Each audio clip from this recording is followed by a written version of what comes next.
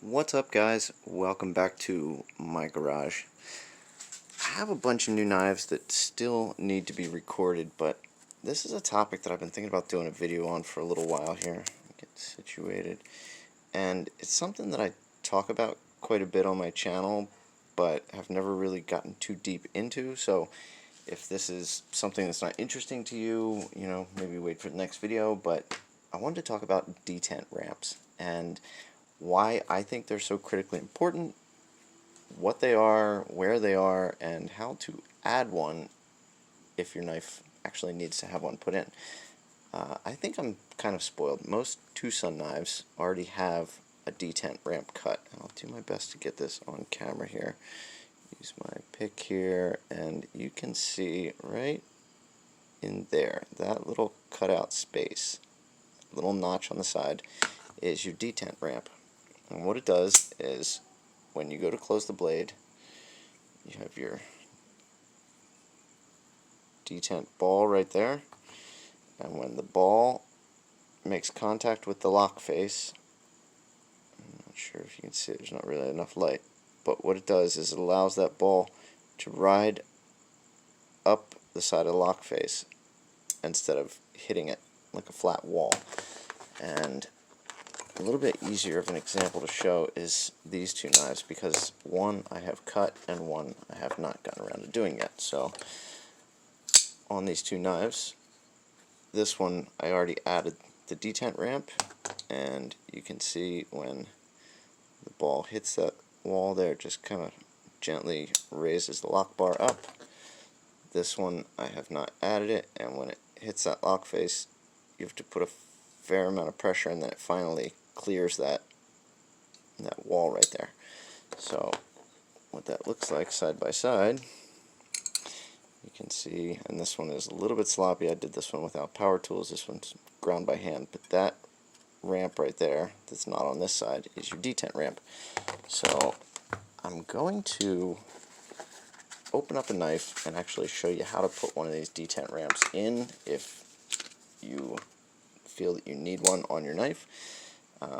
Like I said, most two-son knives already come with them, and I am kind of spoiled. I don't understand why every frame lock type folding knife, even some liner locks, can benefit from them, but I don't understand why they all don't have it. Now this one is a shining example of that detent ramp doing its job. When you go to disengage this knife, you can see you can barely even feel where that edge is. It just gently rides up there. I mean, there's almost no resistance at that area. This one works very, very smooth, and it just gives you a really nice closing action.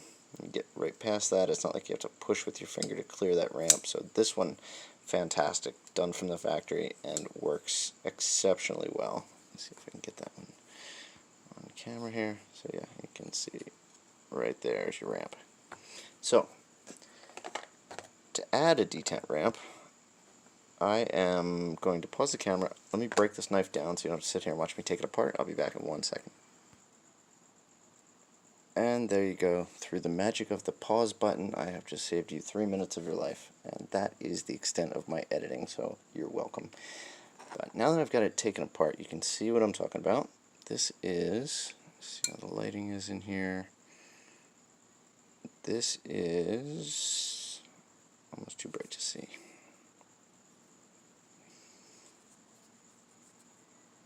This is your detent track that you can see right here, that curved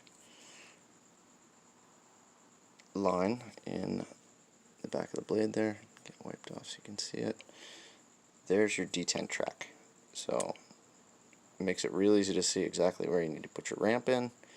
Pretty obvious. So first thing I'm going to do is cover the blade, protect myself from getting cut.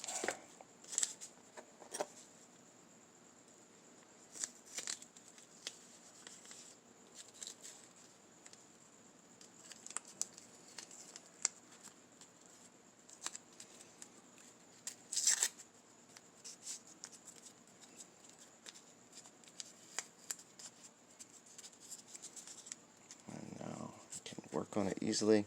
So there's a couple ways to do it. I have done this by hand a few times, and you can use one of these guys, which works okay, but it's a little bit more work. This is a diamond file, but it's a tapered rod at the other end. So if you were going to do this by hand, I would actually set this down. Let me back up the camera here a little bit. I would actually set the blade down here on the edge of the table to kind of hold it flat, get this in the right orientation, and then just start cutting the ramp. But I have found it's much easier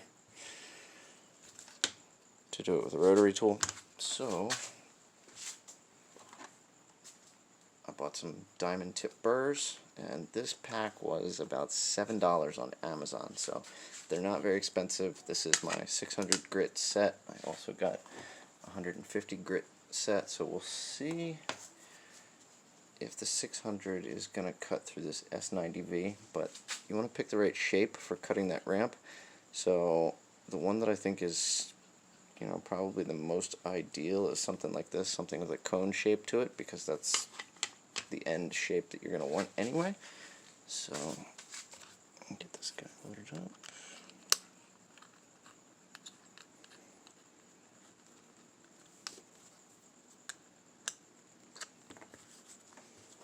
Let's see if I can do this through the camera here. It's going to be a little bit more difficult.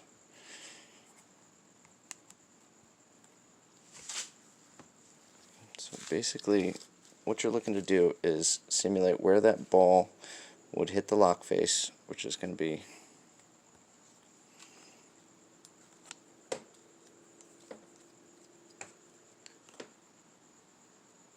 camera shows every smudge. So right there where the end of the detent track terminates at the lock face, we're just going to start and cut a very small triangle right there. And I usually start right at about a 45-degree angle and then slowly start to lay it up and then kind of round back a little bit.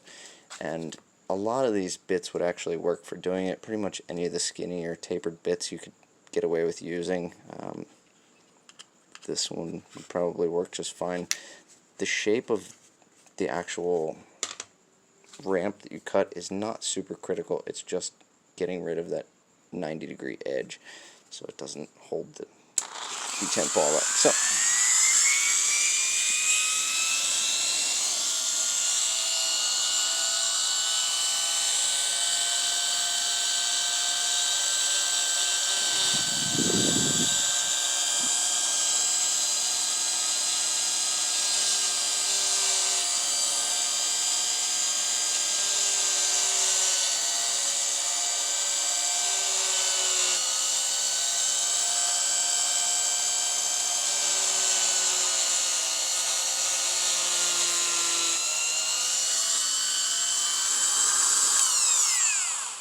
again, let me pause the camera so I can see what I'm doing. Give me 1 second. And there you go, just like that. So all you need is just that little tiny notch taken out of there.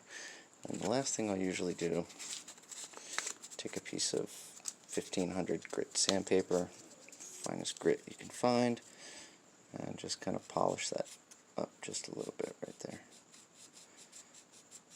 You want to be careful not to mar up the lock face at all. All you really want to take is just this one little notch out. You don't want to sand it all on the flat part of the lock face and risk messing up the lockup, but if you just want to cut that little tiny notch right there, it does make for a much smoother closing action on the knife. So I think every frame lock knife should have it in there. I don't know why more manufacturers don't just do that standard. I have installed this on quite a few different knives of all varieties, and it just helps a lot with that closing action. So I don't know why it's personally not more common, but let me get this one put back together and I will show you how it works once it's all back together. Give me 1 more second. And there you go, all back together. Very simple modification, but I think makes a noticeable difference in the way the knife closes and feels overall. So let me know what you guys think. Is it important to you? Something you notice that I just waste 10 minutes of your life? Leave it in the comments, and that's my video for tonight. So, have a good night, guys. See you at the next one.